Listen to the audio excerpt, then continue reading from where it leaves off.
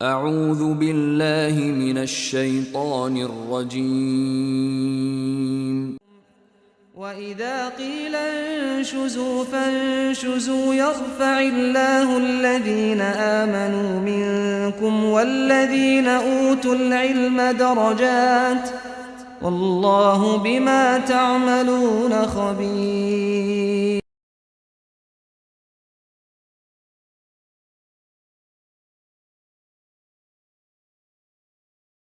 السلام علیکم ورحمۃ اللہ وبرکاتہ. اللہ شیخ کو خوب خوب جزائے خیر دے. آپ نے علماء کرام کی خدمت پر نہایت پرمغز، نہایت مدلل اور انتہائی جامع خطاب فرمایا. اللہ رب العالمین سے دعا ہے کہ اللہ رب العالمین شیخ کے بیان کے مطابق اللہ رب العالمین علماء کرام کی ہمیں قدر و قیمت سمجھنے اور اسے اختیار کرنے کی توفیق عطا فرمائے.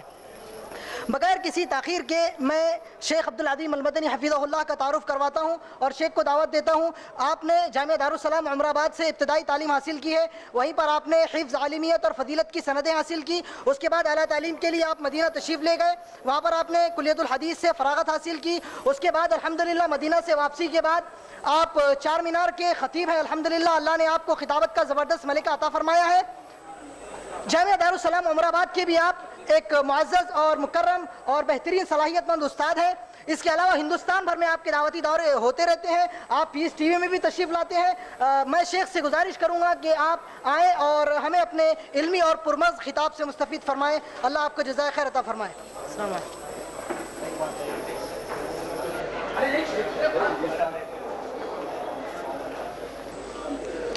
آواز تھوڑا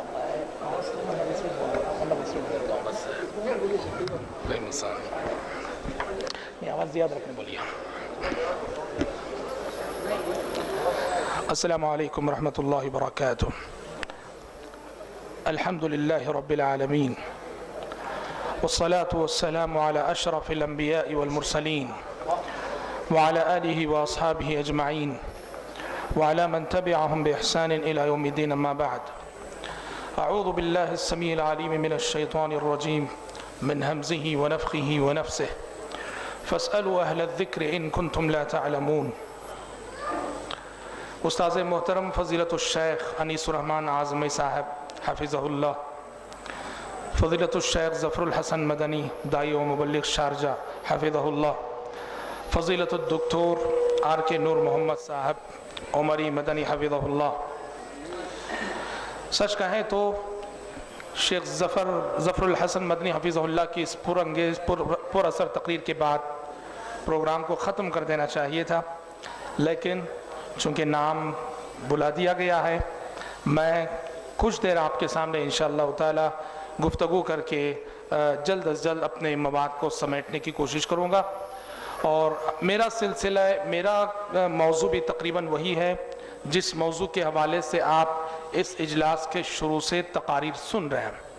حضرات، ہندوستان میں اس وقت یہ بات بہت ہی خوش آئند ہے کہ نوجوان طبقے میں بڑا دینی رجحان پیدا ہو رہا ہے. خصوصاً اسکولوں اور کالجوں میں جو نوجوان تعلیم حاصل کر رہے ہیں، کالجوں میں تعلیم حاصل کرنے والے نوجوانوں میں یا جو تعلیم حاصل کر چکے ہیں، الحمدللہ اتنا دینی شعور اور اتنا دینی جذبہ پایا جاتا ہے کہ بسا اوقات مدارس کے فارغین کے اندر بھی وہ جذبات ہمیں دیکھنے کو نہیں ملتے. لیکن صحیح رہنمائی سے محروم ہونے کی وجہ سے یہ نوجوان جن کے اندر یہ دینی جذبات پیدا ہو رہے ہیں، بہت سارے فتنوں کے شکار نظر آتے ہیں. جن میں سے ایک فتنہ تو جو آج بہت سارے شہروں میں دیکھ رہے ہیں اور ہم بنگلور میں بھی دیکھ رہے ہیں، یمنی گروپ ہے جو یہ کہتا ہے کہ ہندوستان کا علم نہیں ہے، ہندوستان میں کوئی عالم مستند نہیں ہے، ہندوستان کے کسی عالم کا فتویٰ قابل اعتبار نہیں ہے. ان کے نزدیک مولانا عبد المتین میمن جوناگڑھی رحمۃ اللہ علیہ جیسا محدث بھی اس قابل نہیں ہے کہ ان کے درس میں بیٹھا جائے، ان سے سنا جائے. سمجھ رہے نا؟ وہ کبھی کسی ہندوستانی عالم کے درس میں بیٹھے آپ کو نظر نہیں آئیں گے. وہ تو جمعہ میں شریعت مجبور کرتی ہے تو بیٹھ جاتے ہیں، اور بیٹھتے بھی ہیں تو شاید اس نقطہ نظر سے بیٹھتے ہیں کہ یہ کیا غلطی کرتا ہے کہ ہم پکڑیں اور اس کو رسوا کریں، اس کو ذلیل کریں. ایک طرف یہ فتنہ ہے، دوسری طرف کچھ ایسے نوجوان جو بڑا دینی جذبہ رکھتے ہیں، مگر افسوس کہ علماء سے بے نیازی کا ایسا مزاج کہ خود مفتی بنے بیٹھے ہیں، खुद मुज्तहिद मुतलक बने बैठे हैं। आम्मतुल मुस्लिमीन और उम्मत के इज्तिमाई मफादात से ताल्लुक़ रखने वाले मसाइल में उलमा के फतावे को, उलमा के फ़ैसलों को नज़रअंदाज करके सुबहान अल्लाह गुस्ताखाना अंदाज में बसा औक़ात फतवे देते हैं। मेरा मौजू यही दूसरा ग्रुप है, मुझे पहले ग्रुप पे बोलना नहीं है, किसी और वक्त बोलेंगे इंशाअल्लाह। ये जो दूसरा तबका है हजरात, ये दौर जिसमें हमने आंख खोली है, ये आज़ादी राय का दौर कहलाता है। आलमी सतह पर ये हर इंसान का हक माना गया है, आज तस्लीम किया गया है आप कि इंसान आज़ाद है, जो नज़रिया चाहे वो अपना सकता है, जो फिक्र चाहे वो अपना सकता है, जो ख्याल चाहे वो अपना सकता है। आज़ादी राय का जो नारा दुनिया ने लगाया है, इस नारे की वजह से मुसलमानों का जहन भी बदला। सलफ का उसूल क्या था? सलफ का उसूल ये कि दीन के मामले में हम आज़ाद नहीं हैं, दीन के मामले में हम पाबंद हैं।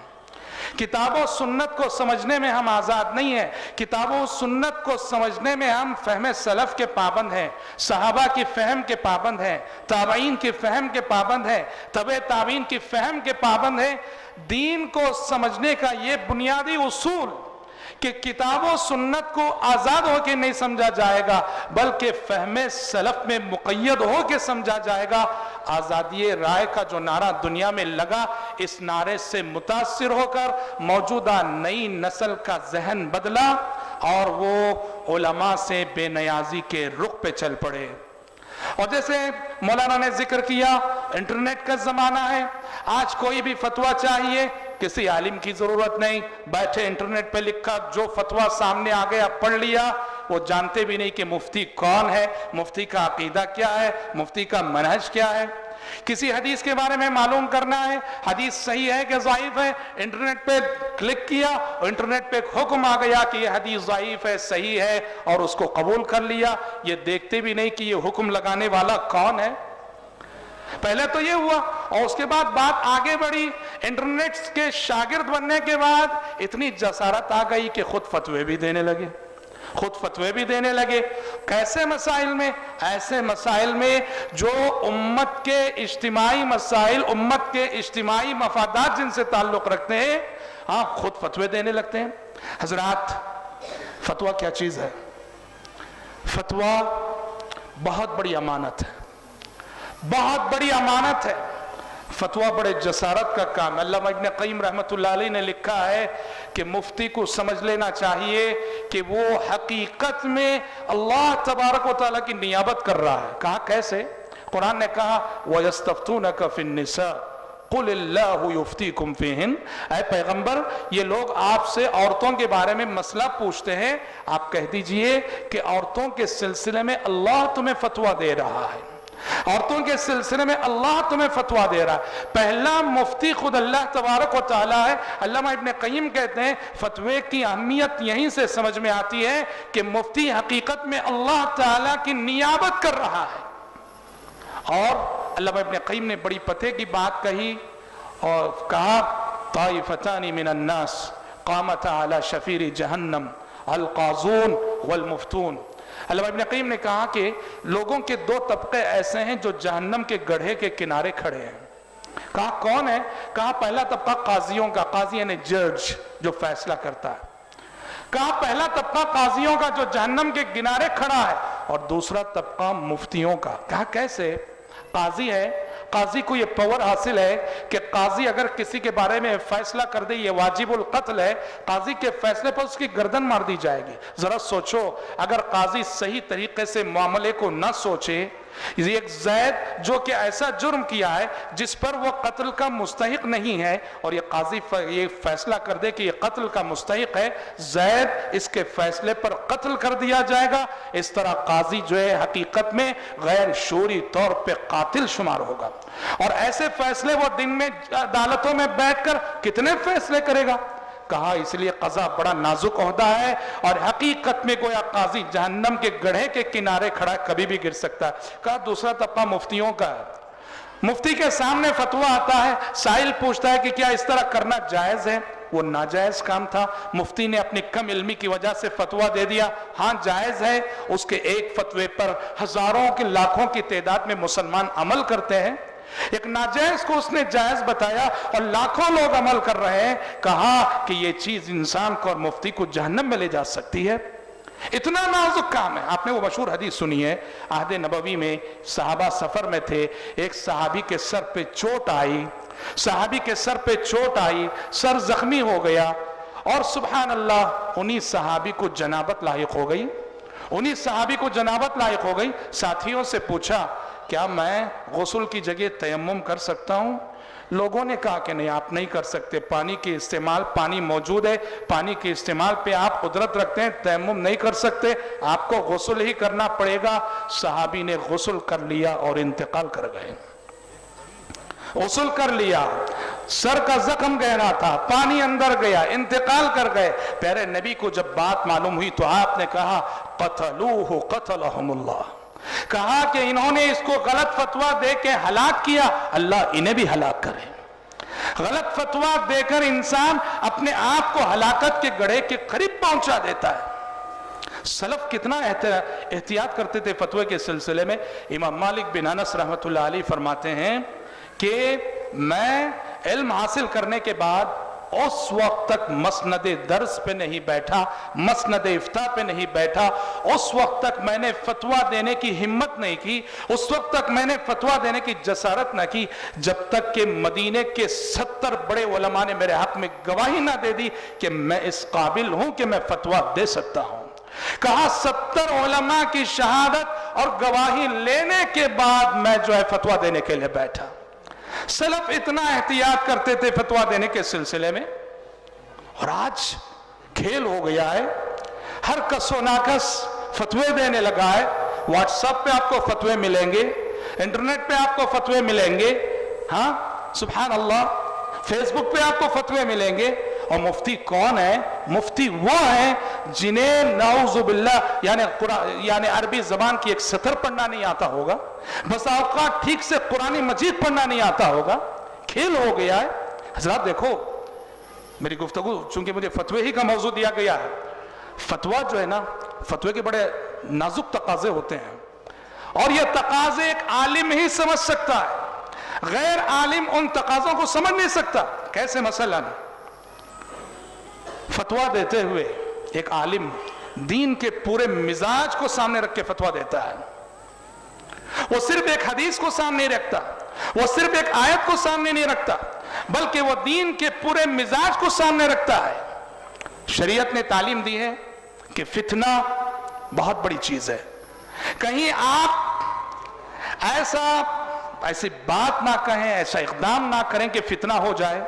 एक आलिम फतवा देते हैं, इस उसूल को मद्देनजर रख। देखो बुखारी शरीफ में इमाम बुखारी रहमतुल्लाह अलैह ने वो मशहूर हदीस जिक्र की है कि नबी करीम सल्लल्लाहु अलैहि वसल्लम ने आयशा सिद्दीक़ा रज़ियल्लाहु अन्हा से फरमाया, क्या कहा कि आयशा, मेरी तो तमन्ना है, ख्वाहिश है और इरादा भी होता है कि ये जो खाना काबा है, खाना काबा का दरवाज़ा जो इतना ऊपर है, मेरी ख्वाहिश है कि ये दरवाज़ा वहाँ बंद करके उसको नीचे ला लिया जाए और अपोजिट जो दीवार है खाना काबा की, उसमें एक दरवाज़ा जो है बना दिया जाए, और ताकि लोगों को सबको खाने काबा के अंदर दाखिल होने का मौका मिले, सआदत मिले।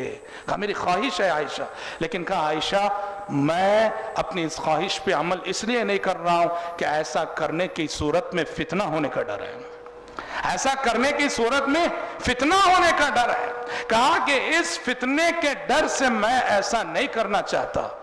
या जहां ये हदीस इमाम बुखारी ने जिक्र की, वहीं अली बिन अबी तालिब रजी अल्लाह अन्हु की ये बात उन्होंने लाई है। अली बिन अबी तालिब रजी अल्लाह अन्हु कहा करते थे, हद्दिथुन नास बिमा यारिफून अतुरिदून अन युकज़्ज़ब अल्लाहु व रसूलुहु, लोगों को ऐसी बातें बताओ जिनको हजम करने की ताकत लोगों के अंदर है। अगर तुम लोगों को ऐसी बातें बताओगे जिनको हजम करने की ताकत उनके अंदर नहीं, लोग अल्लाह और उसके रसूल को भी झुठला देंगे।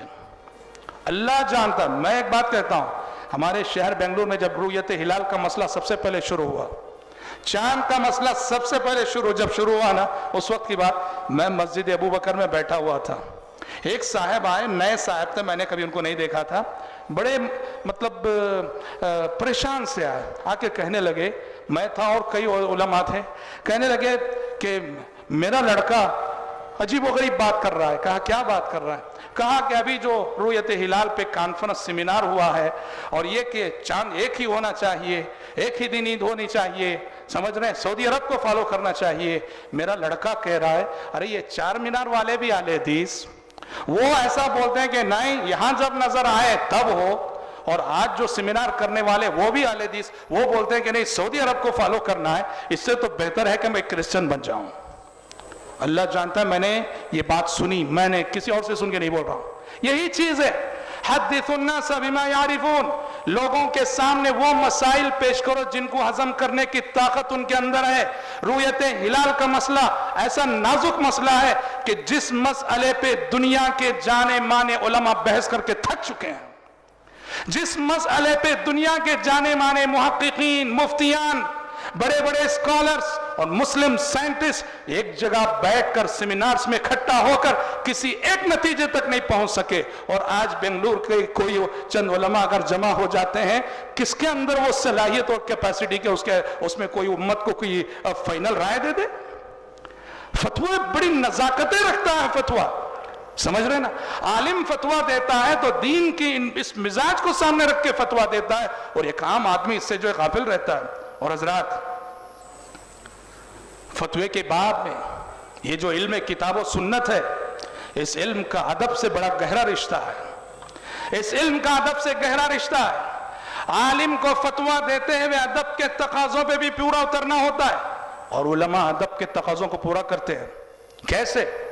سلف میں کی کتابیں اٹھا کے پڑھو، طلب علم کے آداب میں، تدریس حدیث کے آداب میں، فتوے کے آداب میں انہوں نے یہ لکھا ہے، سبحان اللہ، کہ جس شہر میں کوئی بڑا محدث ہو، جس شہر میں کوئی بڑا مفتی ہو، اس شہر کے چھوٹے محدثین اور چھوٹے مفتیوں کے لیے درست نہیں کہ اس بڑے محدث اور بڑے مفتی کے رہتے ہوئے وہ فتویٰ دیں. بخاری شریف میں حضرت جندب بن عبداللہ البجلی رضی اللہ عنہ کہتے ہیں، بخاری شریف میں ہے کہ جو حدیثیں مجھے معلوم ہے نبی کریم صلی اللہ علیہ وسلم کی، وہ حدیثیں میں دیکھ رہا ہوں کہ بڑے بڑے صحابہ لوگوں میں پھیلا رہے ہیں، بڑے بڑے صحابہ لوگوں میں بیان کر رہے ہیں. حالانکہ وہ ساری حدیثیں میں بھی جانتا ہوں، مجھے بھی معلوم ہے، لیکن مجھ سے بڑوں کو جب وہ علم پھیلاتے دیکھ رہا ہوں میں، تو میں ان کے ساتھ ادب کا تقاضا سمجھتا ہوں کہ میں خاموش رہوں. دیکھو ان تمام مسائل کو بڑی نزاکت سے سمجھنے کی ضرورت ہے. یہ علم ادب کا تقاضی ہے، اور بڑے کبار علماء جو فتویٰ دیتے ہیں ادب کے تقاضوں کو مد نظر رکھ کر دیتے ہیں. اسی طرح سے حضرات، فتویٰ کیسی چیزیں جانتے ہیں؟ ملک بدلنے سے، جگہ بدلنے سے بسا اوقات فتویٰ بدلتا ہے، اور یہ نزاکت عام آدمی ہرگز نہیں سمجھ سکتا. وہی سمجھ سکتا ہے جس کے پاس گہرا علم ہے.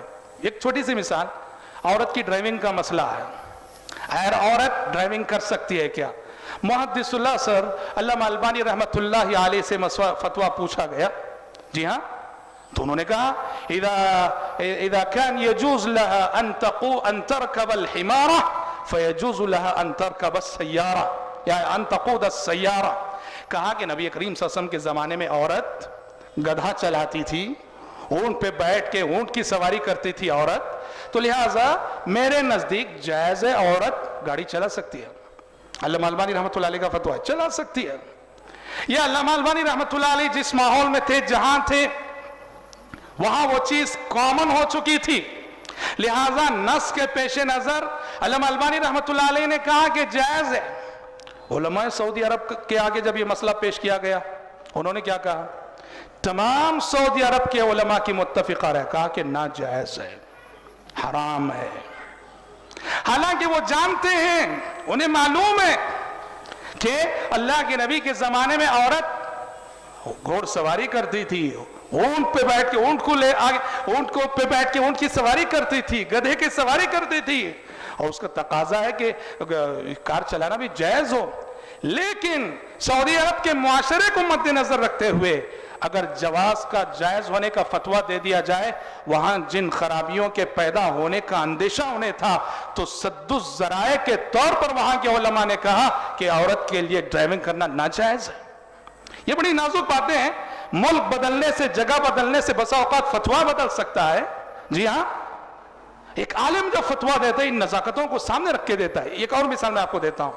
دیکھو قاتل کے سلسلے میں ایک مومن کا جو قاتل ہوتا ہے نا, کسی مسلمان کو قتل کرتا ہے, اس کے سلسلے میں قرآن نے کیا کہا؟ وَمَن يَقْتُلْ مُؤْمِنًا مُتَعَمِّدًا فَجَزَاؤُهُ جَهَنَّمُ خَالِدًا فِيهَا.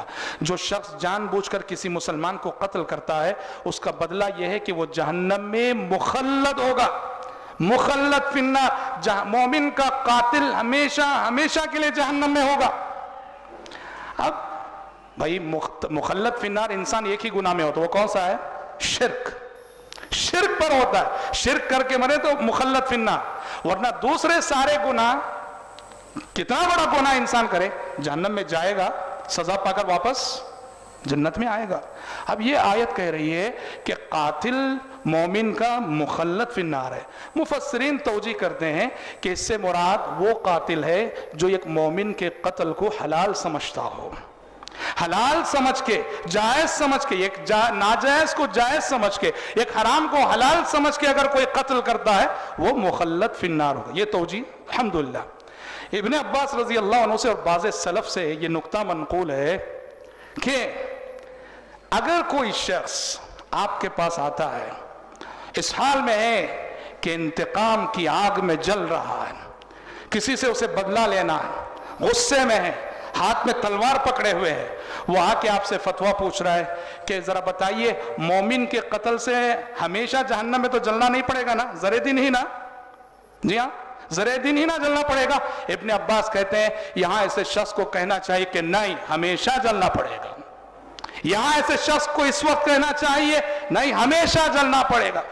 قرآن مجید کا جو ظاہر ہے اس ظاہر کو پیش کر دینا, اس کی تعویل نہیں کرنا.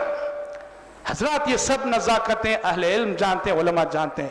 فتویٰ کوئی کھیل نہیں, فتویٰ کوئی کھلواڑ نہیں کہ ہر کس و ناکس فتویٰ دینے لگ جائے. دیکھو کبھی آپ نے دیکھا ہے میڈیکل لائن میں, کبھی آپ بتا دنیا کے کسی گوشے میں اور دنیا کے کسی ہسپتال میں آپ نے دیکھا ہے کہ کمپاؤنڈر نے جو ہے سرجن کا کام کیا ہو؟ دیکھا ہے کبھی آپ نے کمپاؤنڈر نے سرجن کا کام کیا ہو؟ دنیا کے سلسلے میں اتنا احتیاط تو دین کے سلسلے میں ایسا کھلواڑ, سبحان اللہ, جو فتوے کے اہل نہیں, فتوے کے تقاضے نہیں, وہ فتوے دینے لگ جائیں. دیکھو میں اس بات کو تسلیم کرتا ہوں اور ہر جگہ میں ممبر سے بھی کہتا ہوں, الحمدللہ شہر بنگلور میں دعوت و تبلیغ کے حوالے سے بہت اچھی بیداری ہے. نوجوان طبقہ, یہ دعوتی مراکز, یہ دعوتی سینٹرز, ان کے ذریعے سے اتنے اچھے کام ہو رہے ہیں, اتنے اچھے کام ہو رہے ہیں. غیر مسلموں میں دعوت و تبلیغ کا کام, مسلمانوں کے اور بہت سارے مسائل, غریبوں کے, مجبوروں, بہت اچھا کام ہو رہا ہے الحمدللہ. لیکن شیطان بعض نوجوانوں کو بعض فتنوں میں مبتلا کر رہا ہے. چنانچہ ایک شکایت جو بقی جانب سے آئی اور اس کی طرف پیشرو مقررین نے بھی اشارہ کیا ہے, وہ یہ ہے کہ نوجوان, ایک شخص اسٹریٹ دعویٰ کے لیے جاتا ہے مثلا, اس کے ذریعے سے 5-10 افراد کلمہ پڑھ لیا, الحمدللہ بہت بڑی بات ہے. اب وہ آپس میں تبصرہ کرتے ہیں کس پر؟ علماء پر. آگے کبھی کوئی عالم اسٹریٹ دعویٰ میں نظر نہیں آتا. یہ علماء صرف ممبر کے ہو کے رہ گئے, یہ علماء صرف محراب کے ہو کے رہ گئے, یہ کبھی اسٹریٹ دعویٰ میں نظر نہیں آتے. حضرات الحمدللہ شیخ ظفر نے تو بڑی وضاحت سے کہہ دیا. میں بتاتا ہوں, ایک مثال دیتا ہوں. ایک عالم جو ممبر پہ کھڑا ہوتا ہے وہ کیا رول ادا کر رہے جانتے ہیں؟ کیا کردار ادا کر رہے جانتے ہیں؟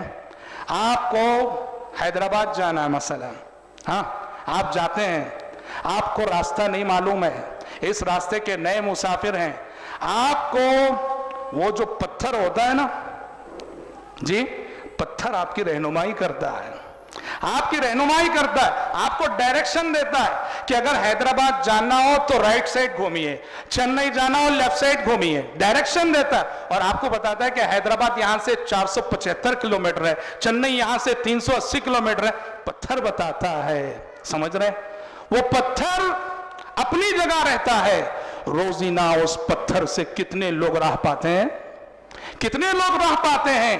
روزینہ اس پتھر سے ہزاروں مسافر راہ پا کے اپنی منزل پہ پہنچتے ہیں.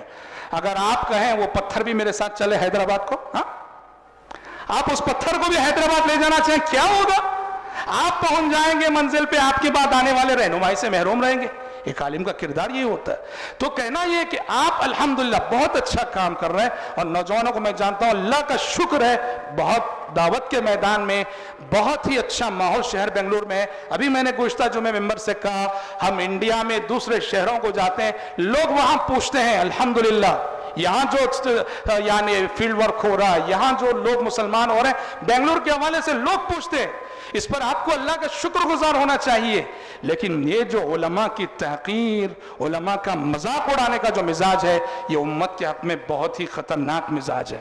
اور آخری میں امام مالک بن انس رحمت اللہ علیہ کے حوالے سے ایک بات بتا کے اپنی گفتگو کو ختم کر دیتا ہوں. امام مالک بن انس رحمت اللہ علیہ کی زندگی میں یہ واقعہ منقول ہے. ان کے ایک دوست اور ساتھی جو جہاد پہ تھے, امام مالک بن انس رحمت اللہ علیہ کو خط لکھتے ہیں اور کہتے ہیں کہ آپ کب تک یہ مسند درس پہ بیٹھے رہیں گے. امام مالک مسجد نبوی میں حدیث کا درس دیتے تھے, حدیث پڑھاتے تھے, صبح شام ان کا مشغلہ وہی قال اللہ قال الرسول. ان کے ایک ساتھی جو میدان جہاد میں سرگرم عمل تھے, انہوں نے امام مالک کو خط لکھا, کب تک آپ جو ہے صرف قال اللہ قال الرسول اور مسند درس پہ بیٹھے رہیں گے, مسند چھوڑ کے ذرا جہاد پہ چلے آئیے, جہاد پہ نکل آئیے. امام مالک بن انس رحمت اللہ علیہ نے بڑا اچھا جواب دیا. کہا, امام مالک نے انہیں لکھا, ان اللہ تعالی قسم الاعمال بین عبادہ کما قسم الارزاق بینہم. کہا کہ میرے محترم ساتھی, آپ نے مجھے جہاد کے لیے بلایا ہے اور کہا ہے کہ مسند درس چھوڑ کے میں نکل آؤں. یاد رکھو اللہ تبارک و تعالیٰ نے اپنے بندوں کے درمیان جیسے رزق کی تقسیم کی ہے, ویسے ہی اعمال کی بھی تقسیم کی ہے. رزق میں سب ایک رتبے کے نہیں ہیں, کسی کو مالدار, کسی کو مڈل کلاس کا, کسی کو غریب. ویسے ہی اللہ تبارک و تعالیٰ نے اعمال کی بھی تقسیم کی ہے. فَمِنْهُمْ مَنْ يُفْتَحُ لَهُ فِي الصَّلَاةِ وَمِنْهُمْ مَنْ يُفْتَحُ لَهُ فِي الْجِهَادِ وَمِنْهُمْ مَنْ يُفْتَحُ لَهُ فِي الصَّدَقَةِ وَمِنْهُمْ مَنْ يُفْتَحُ لَهُ فِي الصَّوْمِ. کہا کسی کا دل جہاد میں زیادہ لگتا ہے, کسی کا دل نفل صدقات میں زیادہ لگتا ہے, کسی کا دل نفل نمازوں میں زیادہ لگتا ہے, کسی کا دل نفل روزوں میں زیادہ لگتا ہے, کسی کا دل تعلیم و تعلم اور پڑھنے پڑھانے میں زیادہ لگتا ہے. کہا کہ اے میرے ساتھی, تم اور میں ہم دونوں جنت کے راستے کے راہی ہیں, جنت کے راستے کے مسافر ہیں. تم جنت تک جہاد کے راستے سے پہنچو گے, میں جنت تک حدیث کے درس کے راستے سے پہنچوں گا. ہم دونوں کی منزل ایک ہے, راستے الگ الگ. یہی معاملہ ہے بس. سمجھ رہے نا؟ میں اس کا یہ مطلب نہیں, میں اس بات کا بھی اقرار کرتا ہوں کہ علماء کے طبقے میں دعوت کا جیسا کچھ شور ہونا چاہیے, یقیناً اس کے اندر کمی ہوگی. لیکن کمی ہونے کا مطلب یہ نہیں ہے کہ علماء کو مذاق بنایا جائے اور ہر کس و ناکس ان پہ تفسیریں کرنے لگے. یہ بہت غلط رویہ ہے. سلف کہا کرتے تھے کہ ہمیشہ دو طبقے ایسے ہیں کہ ان کی غلطیوں کو چھپا کر ان کی حسنات کو قوم کے سامنے پیش کرنا چاہیے. ایک طبقہ علماء کا اور دوسرا طبقہ حکمرانوں کا. کہا کہ اسی سے امت کی اجتماعی مصلحتیں پوری ہوں گی اور امت کے اجتماعی مفاد کے حق میں یہ بات ہوگی. حکمرانوں کی خامخواہ کی تذلیل اور توہین اور اسی طرح سے علماء کی خامخواہ کی تذلیل اور توہین یہ امت کے حق میں نفع بخش نہیں ہے. بہرحال اللہ تبارک و تعالیٰ سے دعا ہے کہ رب العالمین CIS, IIC اور دارالایمن کی یہ جو مشترکہ کوشش اور یہ خوبصورت پروگرام انہوں نے جو منعقد کیا ہے, اللہ تبارک و تعالیٰ ان سب کی کوششوں اور کاوشوں کو شرف قبولیت سے نوازے. اللہ کرے آمین. وآخر دعوانا الحمدللہ رب العالمین. السلام علیکم ورحمۃ اللہ وبرکاتہ. اللہ شیخ کو جزائے خیر دے. اس کے ساتھ ساتھ ہم اللہ رب العالمین کا شکریہ ادا کرتے ہیں کہ اللہ سبحانہ و تعالیٰ نے اس پروگرام کے ترتیب دینے کی ہمیں توفیق عطا فرمائی. اس کے بعد سارے ہی مشائخ کا ہم شکریہ ادا کرتے ہیں. شیخ وسیع اللہ عباس حفظہ اللہ, شیخ ظفر الحسن مدنی حفظہ اللہ, شیخ انیس الرحمن المدنی حفظہ اللہ, شیخ RK نور المدنی حفظہ اللہ, شیخ عبدالعظیم المدنی حفظہ اللہ. سارے ہی مشائخ کے حق میں اللہ رب العالمین سے دعا کرتے ہیں کہ آپ کی عمر میں اللہ سبحانہ و تعالیٰ برکت عطا فرمائے اور آپ کے ذریعے ہمیں اور ساری امت کو فیض پہنچائے. اس کے علاوہ سارے والنٹیئرز کا شکریہ ادا کرتے ہیں, فیروز بھائی اور ان کے سارے اقربا کا شکریہ ادا کرتے ہیں، مجلس میں تشریف لانے والے سارے مہمانان اور ہماری ماؤں بہنوں کا شکریہ ادا کرتے ہیں۔ ایسے ہی مجلس کے آخر میں، شکریہ کے آخر میں، ہم سارے لوگوں کو سینٹروں سے، جو سینٹر ہے ہمارے CIS، IIC اور دارالایمان، ان سے جڑے رہنے کی اور ان کا تعاون کرنے کی آپ کو تاکید کرتے ہیں۔ اللہ سبحانہ و تعالی ہم سب کو خیر عطا فرمائے۔ مجلس کے اختتام کی دعا پڑھ لیں۔ سبحانک اللہم و بحمدک، اشہد ان لا الہ الا انت، استغفرک و اتوب الیک۔ السلام علیکم۔